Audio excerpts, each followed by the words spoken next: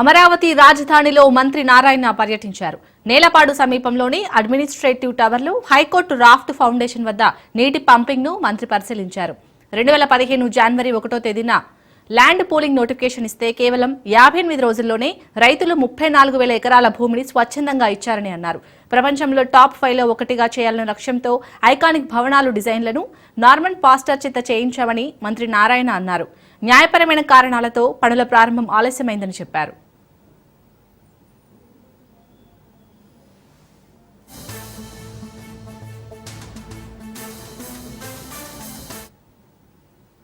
అమరావతి రాజధాని 2014-19 గౌరవనీయ ముఖ్యమంత్రి గారు నిర్ణయించడం, 2017 జనవరి 1 ల్యాండ్ పూలింగ్ నోటిఫికేషన్ 217 చదరపు కిలోమీటర్ల ఏరియాలో ఇస్తే కేవలం 58 రోజుల్లో ఒక్క లిటికేషన్ లేకుండా 34,000 ఎకరాలను రైతులు అమరావతి రాజధాని కోసం ఇచ్చారు.